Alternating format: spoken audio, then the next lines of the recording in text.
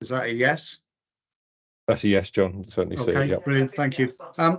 Thanks for having me this afternoon. As Paul's already introduced me, John Hope, TME Salisbury, now been here for 21 years.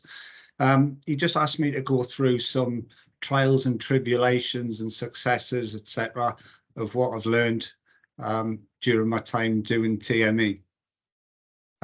So I'll go on to the next slide. I believe there's a bit of a time lapse for this.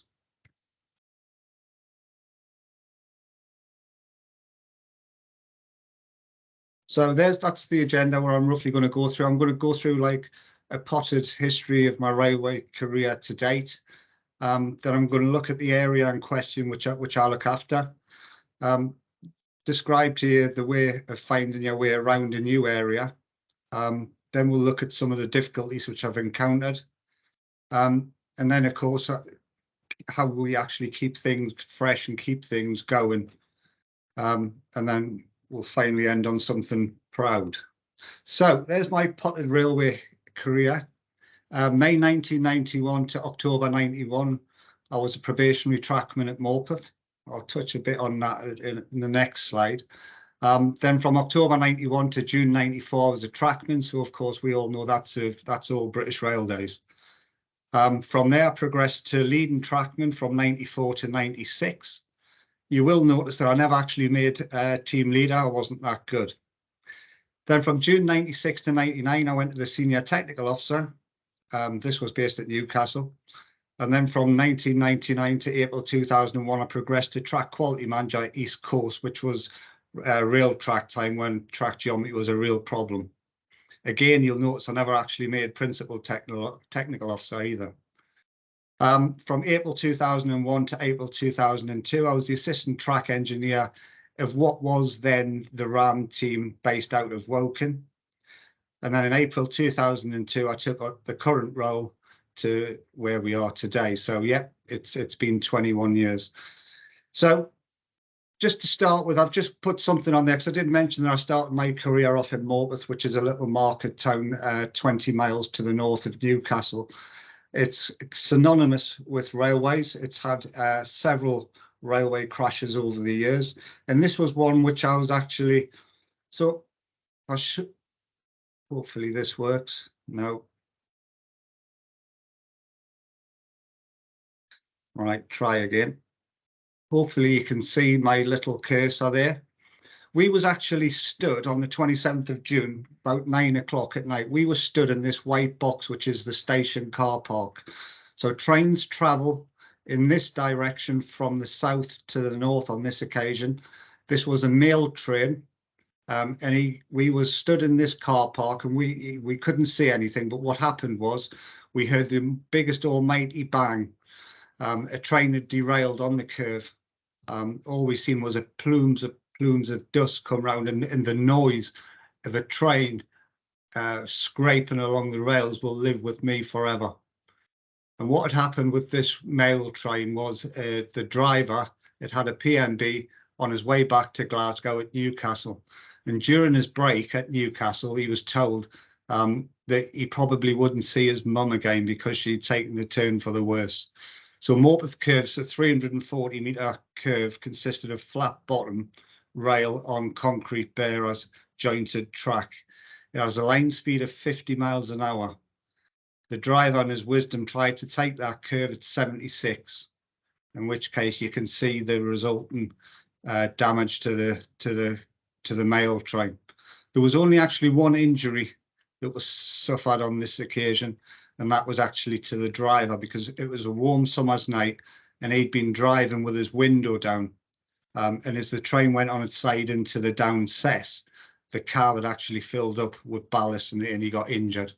So this was the fourth major derailment on Morpeth curve. In fact, you could even say there was 5 because we derailed the ballast train when we were doing the renewal to fix this. But that's another story. Then hopefully you can see this now, which is the map of the Wessex outer area. So I've got 2 areas that I look at. One is Salisbury and one is Yeovil. They're both divided into 2 equalish sort of sizes, about 120 miles each. of track that we look after. So 200, I think it's 244 track miles in total, which I actually look after. So if I show you first the BAE1, which is that section there, so that runs from Basingstoke in the east to Salisbury in the west. It's all CWR in the majority, with the exception of Andover, which has a crossover into a military base. There's a couple of little bits of jointed in the tighter radius curves as it comes into Salisbury. It's category 2 track.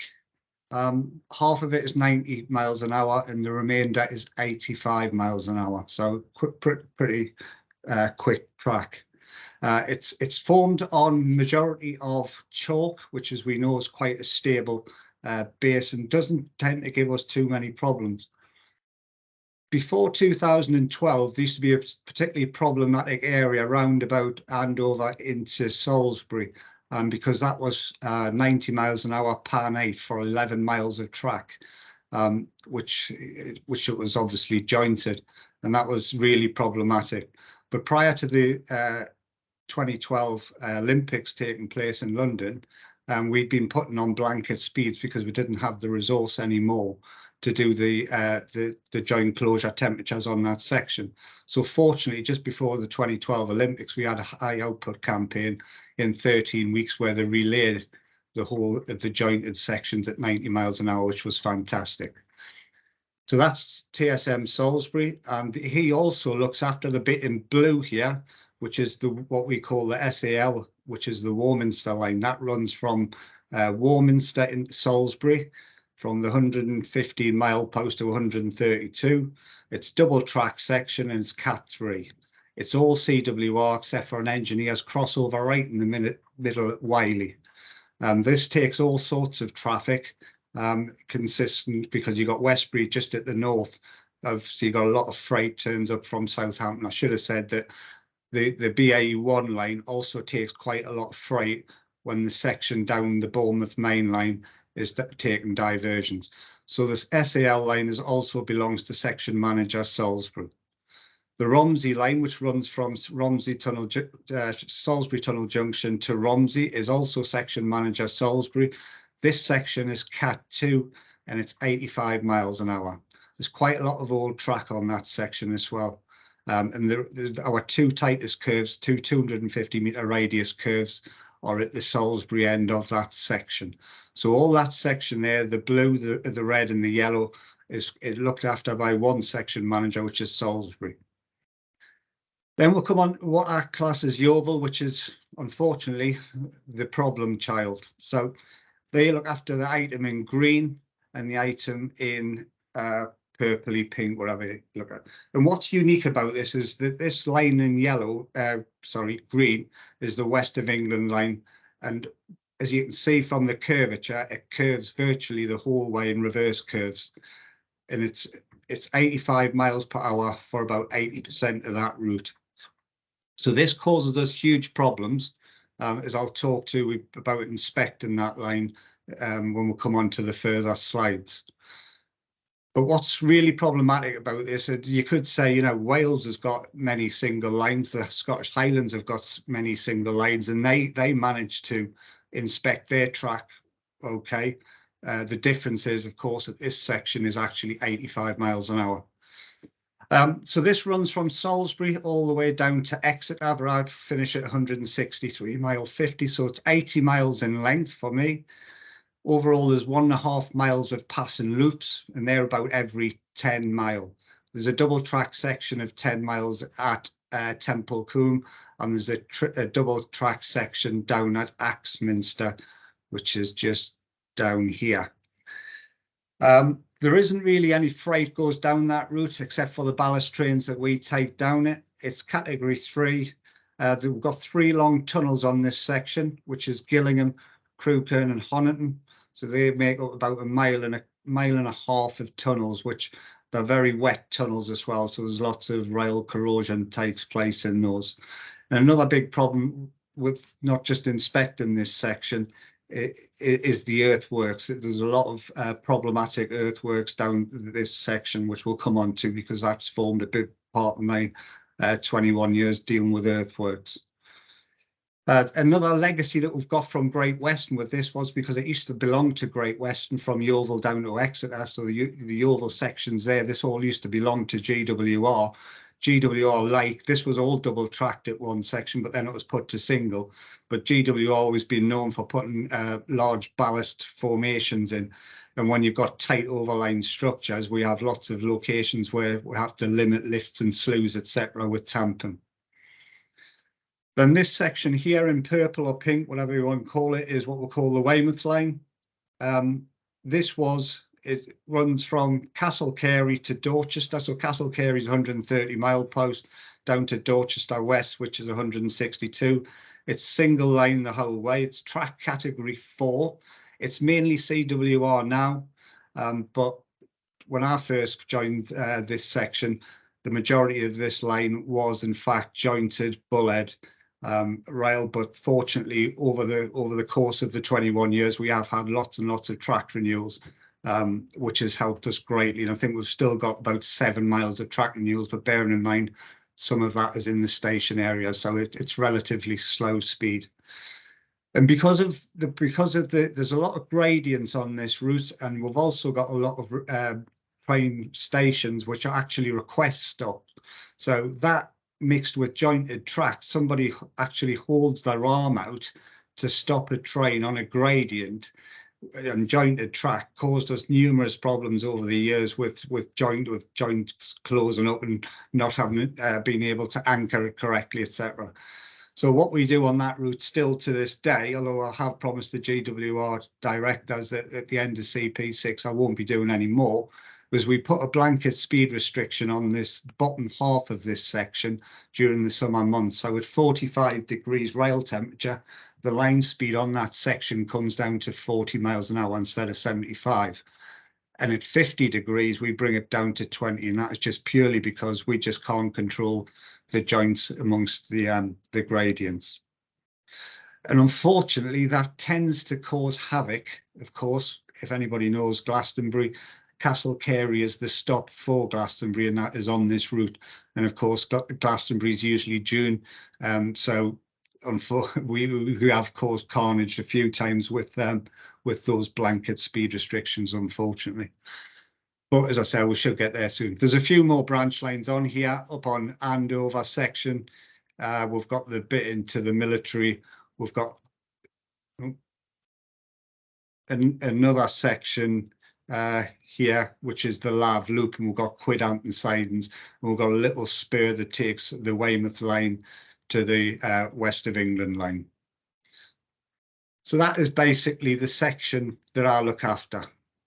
So how do you go about finding your way around a section when you first take over?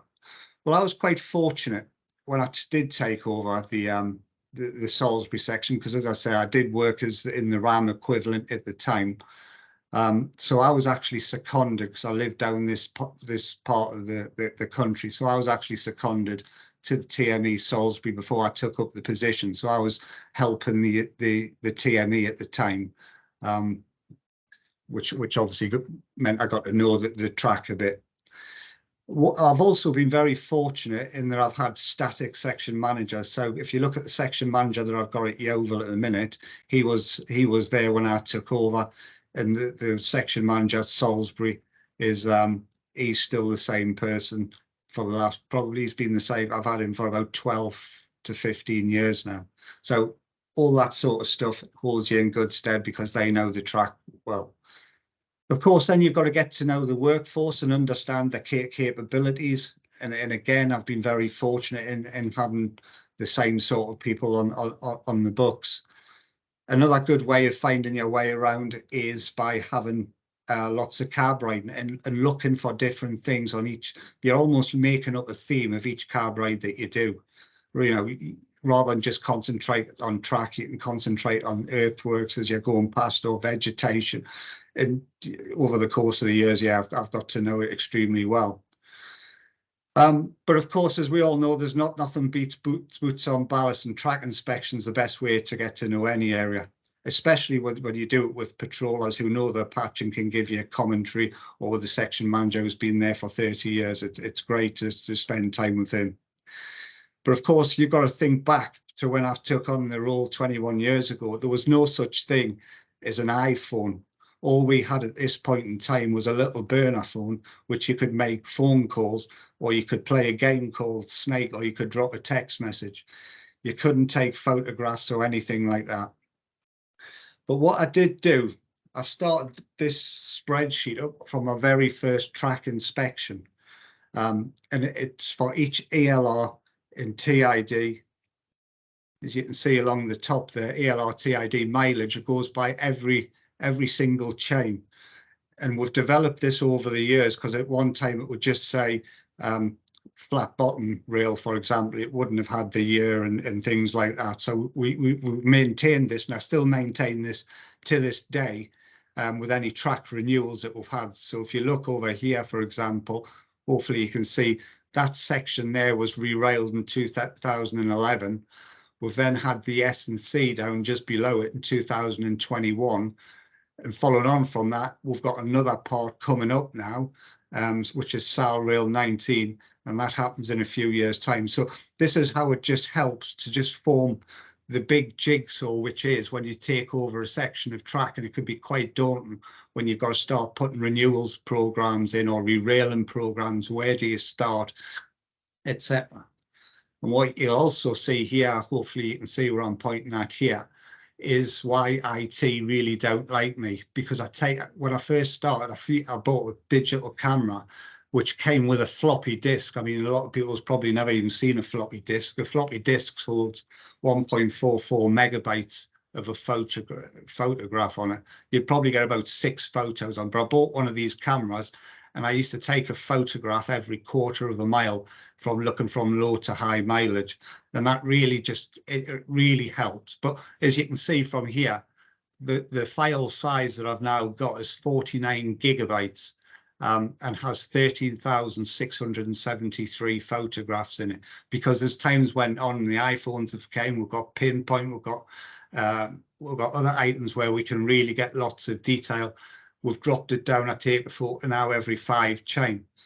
And what's really helpful, somebody, a geotech engineer, rang me up several months ago, and he showed me a photo via Teams, and he said, I've really got concerns about this crack in the set at this location. So we shared the photograph and we had a look at it. And I was actually able to show him a photograph from 2005, which showed the same crack, and it hadn't even propagated. So it's really useful stuff to actually have. Now, I realise in this day and age, you've got AI, VR, we've got PLPR, we've got drones and all the rest of it. But this to me has worked ever since I've started it. But as I say, we have expanded it, because you can see we've got a tab there called track information, re-rail information. So all the renewals proposals are in there, S&C refurbishments, and this just gets updated. Section managers, supervisors, they all have a live link into this so that they can see what's in the pipeline for them coming up. So that was really, really helpful. So some of the difficulties which we've encountered is, well, inspections on the west of England is an ongoing difficulty. It's one which we haven't managed to solve yet. We've eliminated some aspects of it, and I'll talk about that soon. Earthworks are a huge problem still, although they have got remote monitoring on them now. And of course, drainage ties in a lot with earthworks. Soil moisture deficit is also a huge problem, as is the geographical size of the area. So hopefully now you can see just something taken out of Google Earth, which just gives you a look of the curvature. So the track is the item in yellow there, and that is just going down through the Devon countryside. So the track virtually curves like that for the 80 miles of the west of England. As I said, that is 85 miles an hour. That's a typical view of the same location that we've just been looking at. So as you can see, we all know the track has to be inspected from within the sleeper limits. But on this, if you're looking in this photo, you can see that you couldn't possibly walk up in the upset, which is the right-hand side, because if there's so many tripping hazards there, you'd be in trouble.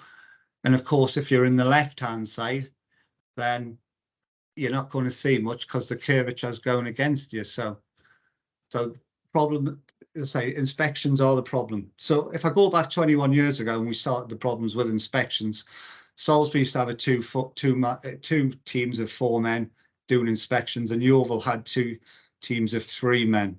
There was much more jointed track back then, mainly category 3, BAE1, BA2, but we had the Cat 4 and the Weymouth line.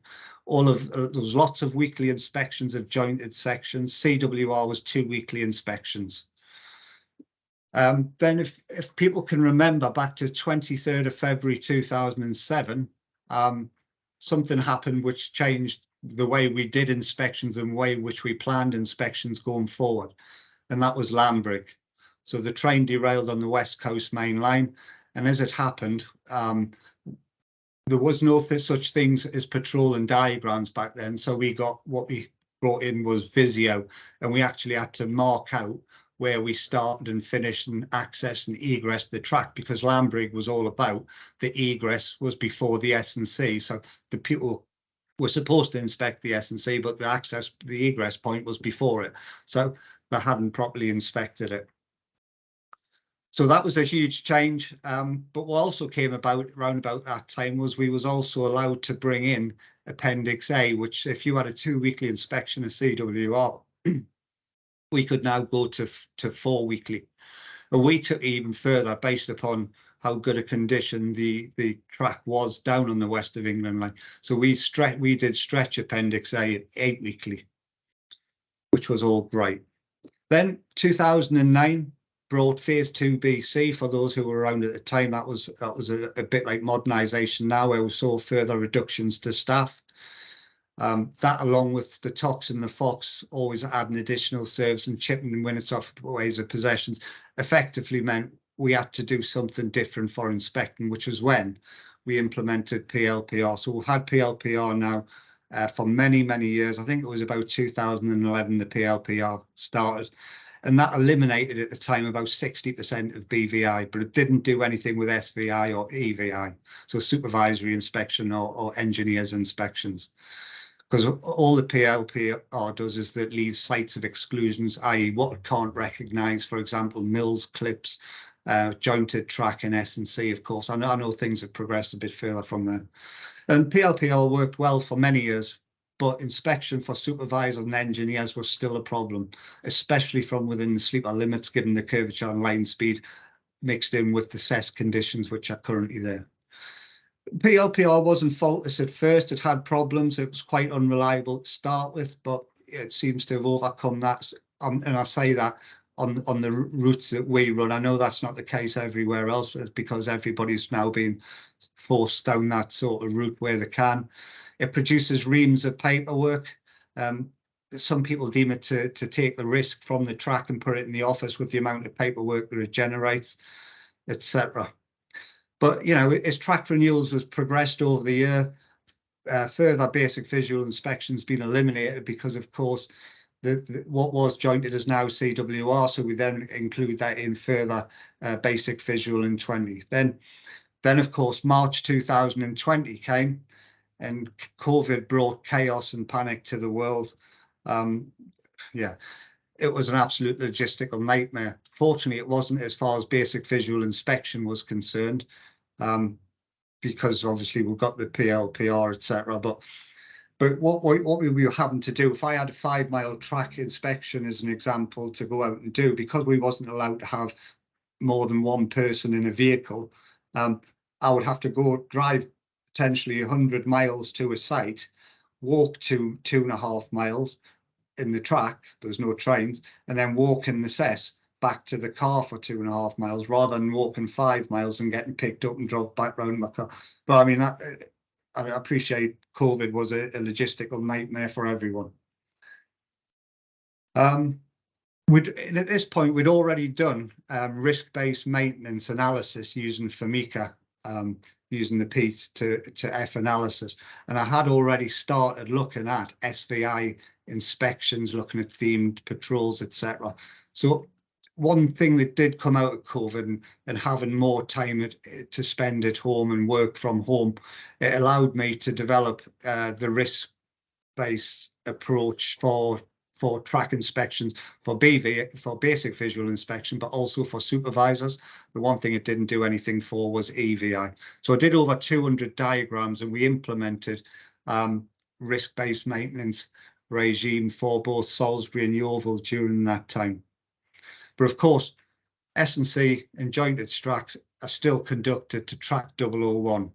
And we also have lots of themed inspections for items that are excluded, such as Pan 8 track, where we like to keep an eye on gauge, mills, clips, S&C and jointed tracks. All that still needs to have SVI, and some of it needs BVI. And of course, we had to do themed inspections on the high-risk cuttings and embankments, drainage systems, and the areas of corrosion, such as all the tunnels. But all in all, it reduced the supervisory inspections by about 75%. And initially, when I first implemented it, even though, you know, the section managers had been going on for years that they were walking pointless CWR every week for nothing, you give them this, and of course they come back and says, actually, we don't like it now.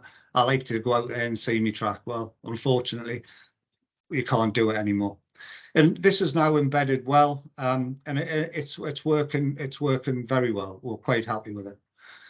And to be fair, it would now be impossible, what with the access restrictions, going back to daytime 8 or 13 weekly inspections. We just wouldn't be able to do it. It would all have to go on to nights in possessions or line blockages, which, to be fair, I'm not overly happy with having to do that. We've also had to throw in a few mitigations along the way with this, and that's enhanced carb riding.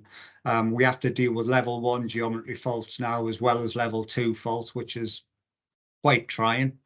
And what we also noticed was when the section managers used to walk the track every 13 weeks, they used to reprioritise the job bank as they're going.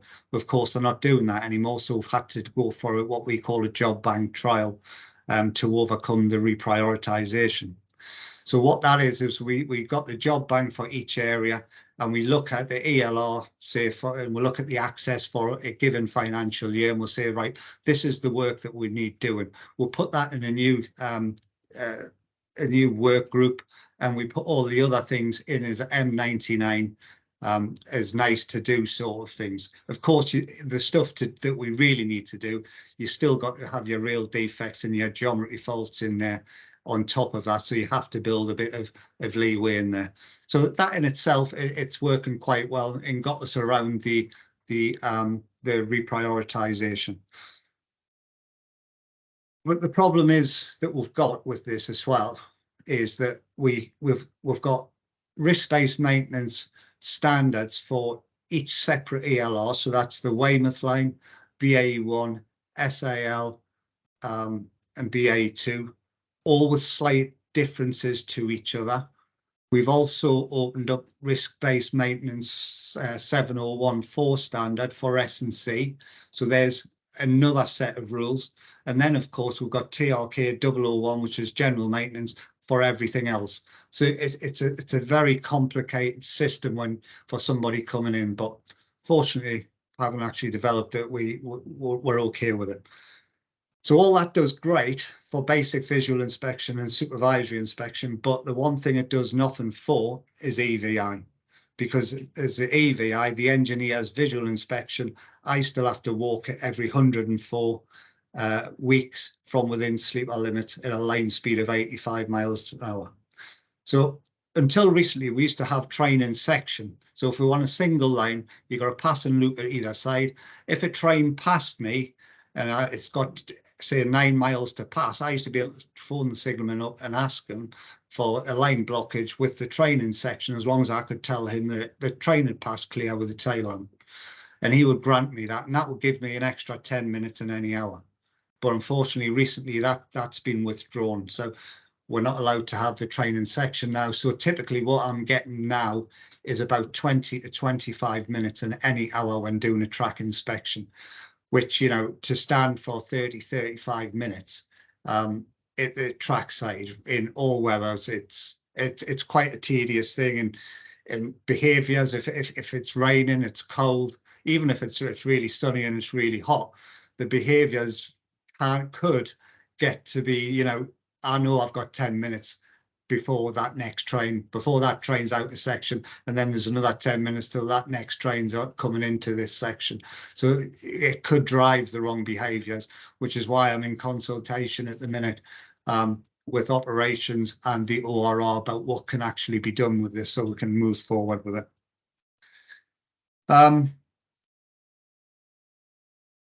Not a lot else to say, I don't think, on the inspections. I think I've said enough about that.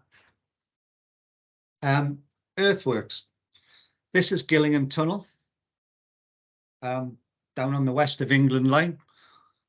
That's how it should look and how it does look now, thankfully. But then we go back to 2009. As you can see here on the right-hand side, there's a large amount of earth has fallen down from the upside. This was a Saturday afternoon. This was taken on the Sunday afternoon, this photograph. What had happened was there'd been really heavy rainfall all day Saturday. And the crest drain at the top, it got blocked, which is the photograph that you should be looking at now. That's then brought the earth, it's went over top the earthwork and brought the earth down on the track, and that derailed the train. That was around about 5 o'clock on the Saturday evening. The train travelled up, hit the earthwork and became derailed. Now, if you'll notice, I'm hoping you can see this. This is the only tunnel we've got where the track runs right through the centre of the tunnel. And you'll also notice that the cesses are actually flat. Had they been like properly 100 mil top and then fallen down, the train that hit this at 50, I think he hit it 70 miles an hour, and he travelled for half a mile and became lodged in the tunnel up there. That train is now stood on its side there.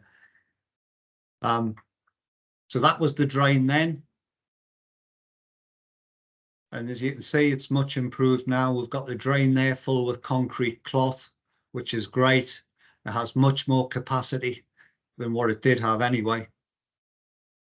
And that was the unit which became derailed. So as I say, it was about 1/4 mile from the tunnel that it derailed, and it derailed into the tunnel by about 1/4 mile before it came to rest on the wall. But had those shoulders, and had it not been straight in the middle of the tunnel, I've got no doubt that would have hit the portal entrance, because I think it missed the portal entrance by about 150 mil when it came through. And I have carb-rode a few times with the driver on this one. He'd only recently came out of military, and he hadn't been passed as a driver for very long. And I did ask him, what was you thinking? What did you do? And he says, well, obviously he had the toilet in the back of his pants, but he says what he actually did was he laid down on the floor of the carb as soon as he knew he'd become derailed. Hopefully now you can see a picture of Honiton Tunnel, and that's how it looks. Well, that's how it looked on the 23rd of March 22, because it tells me in the top left-hand side at 10:42 a.m.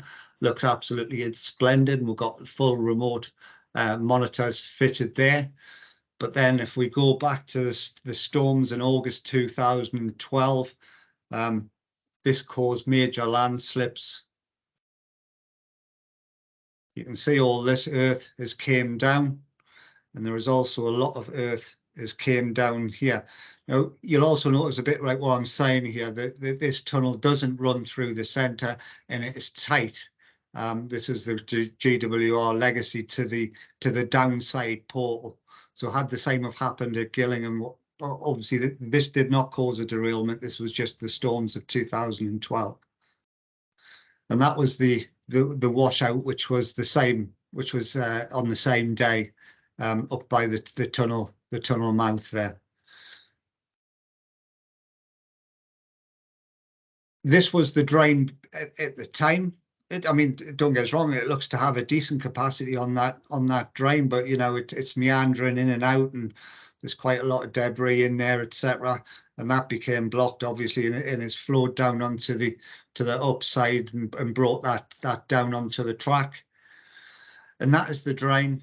as it is today. So again, a massively improved drainage system, thankfully, to keep us going. And that mixed with the fact that we've now got remote condition monitoring on there, all holds us in good stead. The same storm, this was Axe and Broom. We had 2 complete washouts down just near Axminster, where you could physically walk right under the track at this location. And the same could be said at Broome as well. So that's what it was before. And this is a photograph looking in the opposite direction, but that's exactly where we would have been walking under the track just ahead of that. And if you notice here, we'll have some concrete abutments on either side.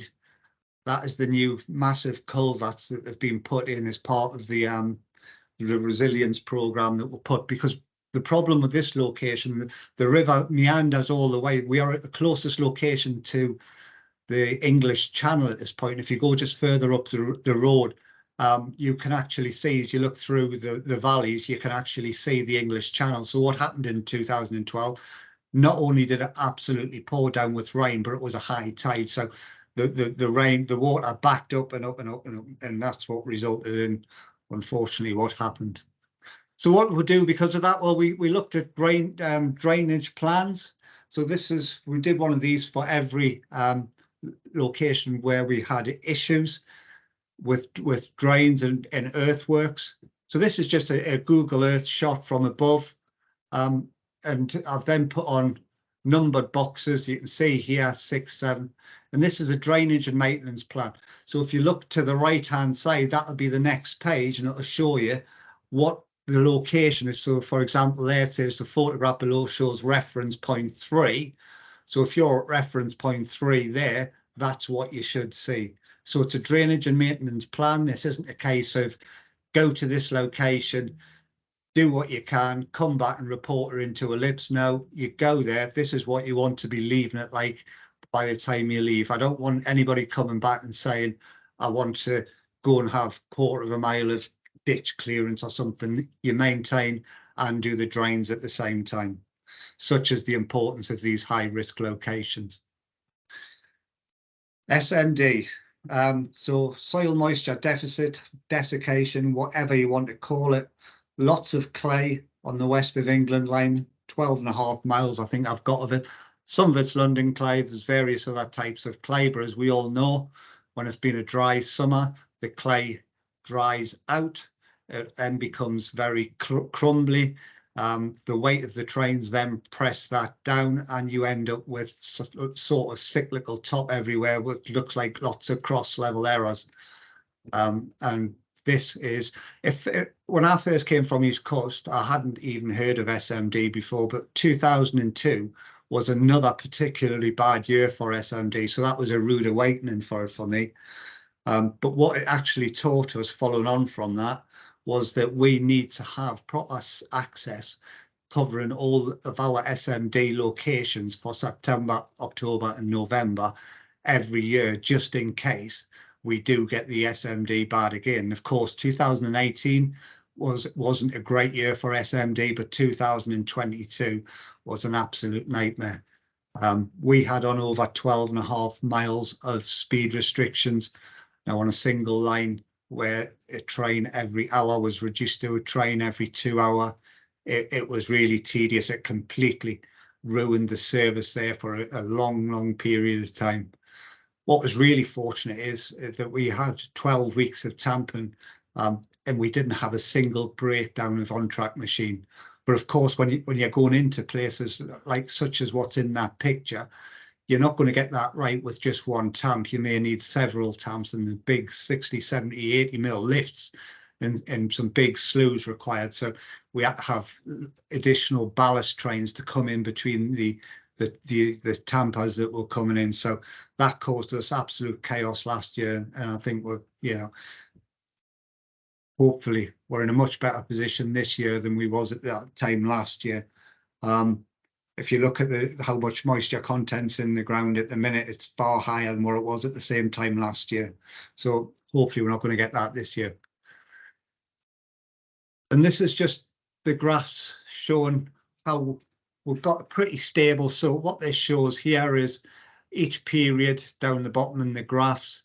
So for example, where I'm pointing my cursor now on period 5 of 2020, periods 5, 21, 22, that shows us having 25 VPs, 36 poor rates, and there's a couple of super reds there.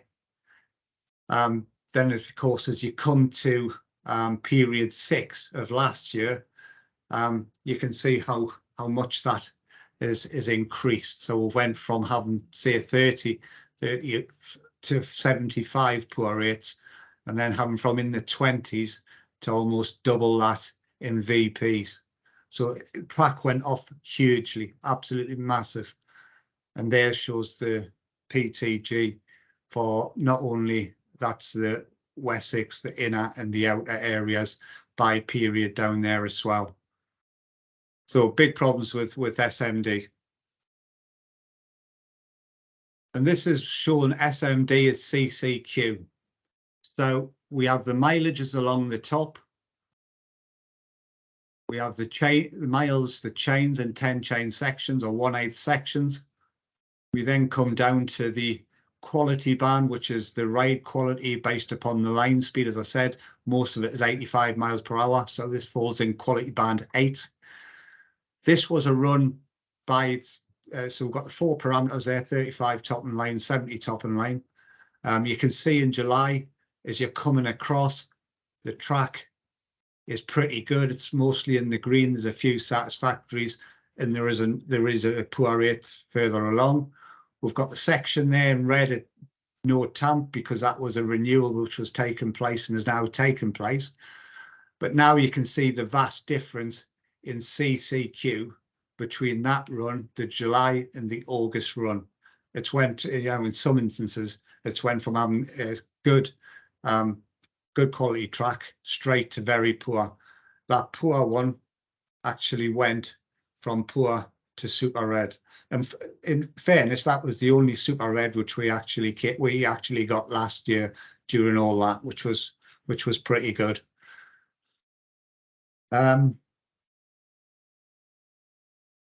So that's a lot of the problem. So how do you keep it fresh? To me, it's all about motivation. You have to keep yourself motivated because everything will go stale eventually. Apparently a Big Mac won't go stale, but that's another thing. So you have to keep self-motivation, otherwise everything gets monotonous and repetitive, and when that happens, shortcuts get taken and complacency to kick in, and that's when we all know that accidents and incidents tend to rise. That in itself wastes valuable time and effort. Change things around a bit. We always try and have a change, put things in themes, different rounds of inspections in themes. I'll do an inspection of one bit, the assistant will do another bit, somebody will do 053, 054, then we'll keep switching them around just to try and get different viewpoints on things. The other thing to mention is just going back to the track information, which is the Excel spreadsheet. As soon as any track renewals taken place or anything's added like a PRS, we already update that. And of course, when we initially took all the old photographs every quarter of a mile and we came into the middle of a quarter mile section, you're guessing is it 10 chain, 11 chain, is it 12 chain? But now we've got all the much more sophisticated items and known of where exactly we are now. So we've changed all that in itself. So we're much more accurate. That's much more accurate now as well. And not only that, not only do we take photos every quarter mile, now we take them every 5 chain or switch tips and things like that. All that was a massive amount of work initially, but once it's set up and you keep going, it really holds a massive amount of weight going forward. I'm also keen on giving objectives to section managers. Now, when I mean objectives, I don't mean the corporate sort of ones of T minus 5 to whatever timetable they're looking at and things like that. I much rather look at what the section managers are good at and what they're not so good at to try and to try and build on their weaknesses, a bit of SWOT analysis in effect to build up their weaknesses, because we all know that if somebody's good at something, well, they'll just keep doing it and they'll just try getting better and better, and the weaknesses will get forgotten about. So just to try and get a bit of continuous improvement on staff in the look of objectives. And I always say, now look at my teams and try to say, right, let's keep under the radar. I know when a certain director was in charge, everything was a league table. Now league tables are fine, but as we all know, somebody's got to be at the top and somebody's got to be at the bottom. So what I like to say is let's just keep in the top 10. We'll hopefully just keep under the radar. I like to think of myself a bit like Norton for the section managers. It's stuff's getting thrown in, or viruses are getting thrown at them all the time, and I'm sort of trying to defend them off. Don't do too great, but don't do too little. And you know, it's a true old saying, why try and fix some things which aren't broken? It doesn't need to be. So wake up calls. So I think it's October 31st, 2021. This was another wake up call. These aren't phone calls that you want on a Sunday night every week, or any week, to be honest. But and this is the Salisbury Fisherton Tunnel derailment, where a train was slipping all the way around tunnel curve, couldn't stop at the red light, and the GWR Cardiff service collided with that and went into the tunnel. Yeah, yet another thing to hold close to the mind. Not good. And then probably the proudest moment that we've had was dealing with the storms of 2012, which brought Axe and Broom and Honiton Tunnel down. There was us collecting the Maintenance Team of the Year Award 2012 up at the Dorchester Hotel. Yeah, very proud moment. And that's my slides, I believe.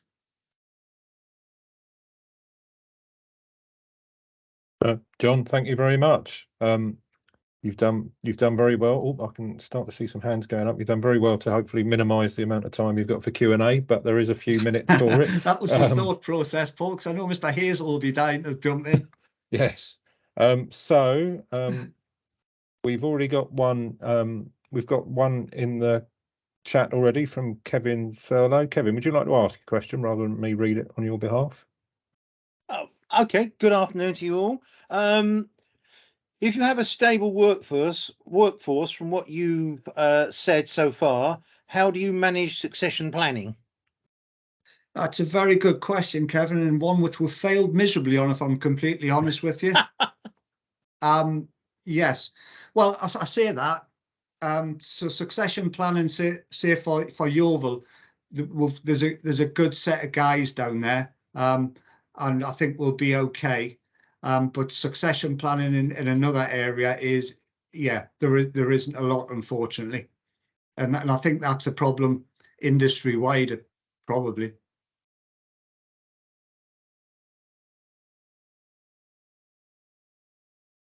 It was just a case that, as you'd said, that your workforce was rather you didn't have much in the way of turnover. You'd got long-term staff who'd been in positions for for a reasonable period of time as supervisors.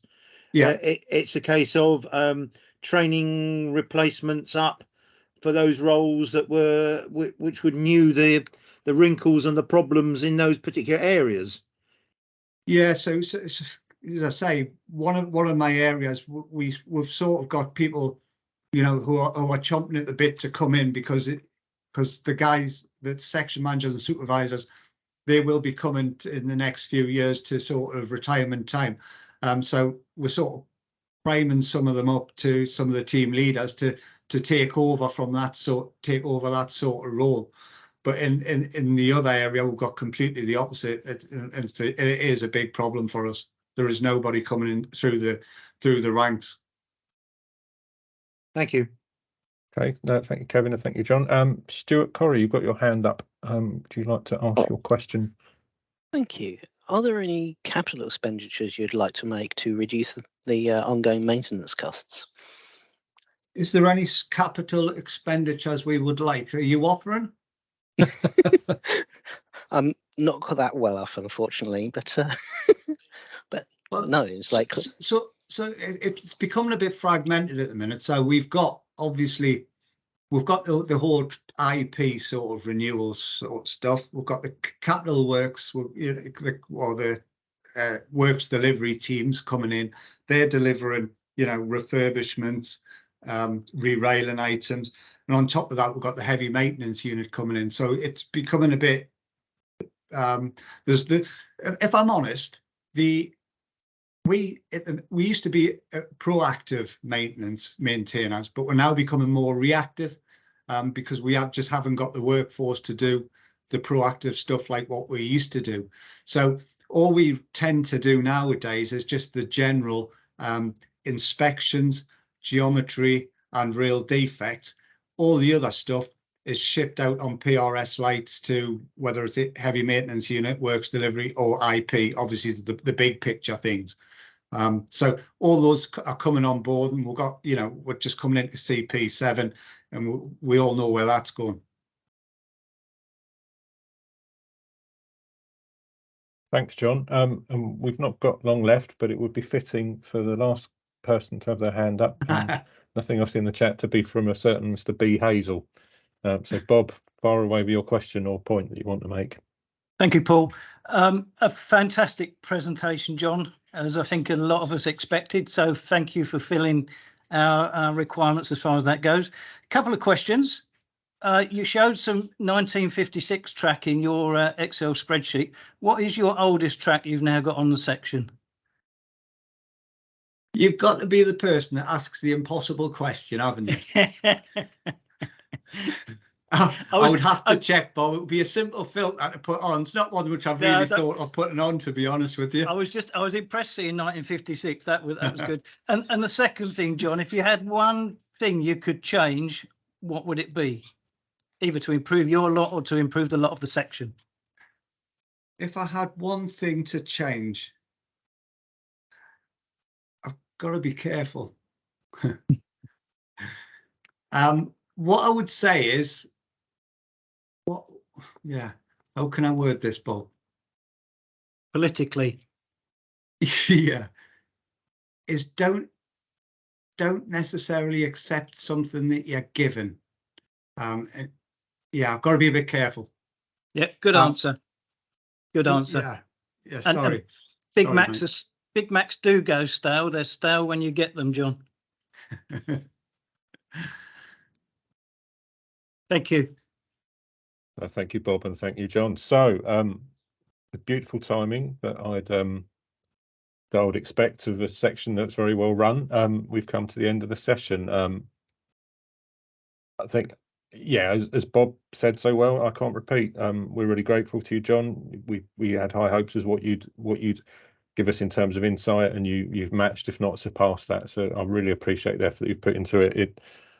A lot of people will know this, but it for a challenging patch, which is a mixture of rural and speed, it just illustrates the importance of knowing your asset, knowing your people, and then how a long process, which needs a lot of tenacity, can lead you to getting to something like a design of inspection that you wouldn't have recognised at the start when you get onto your patch. But it just shows the importance of tenacity and working away, and as John's illustrated, not accepting what you've first been given is an important element. I think what was also interesting in your talk, John, was around how you've had to consider and mitigate risks outside of the track asset, even outside of the track asset, and fit that into your way of working for you and your team, so that you lower the risk to the railway overall. And I think that's certainly formed a dominant part of the challenges that you faced in your long time as a track maintenance engineer.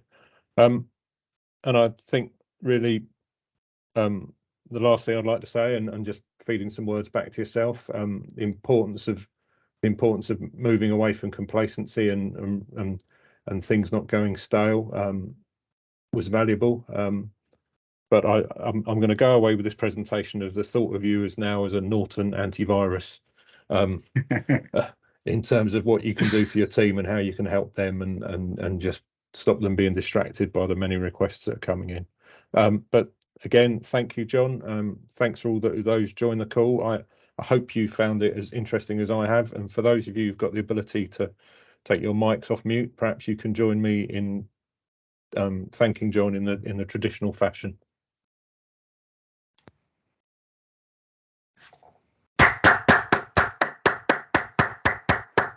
Thank you. Thank you very thanks, much, John. John. That was brilliant. Thank you. Thank you, John. Thank you, John. Thank you. You can now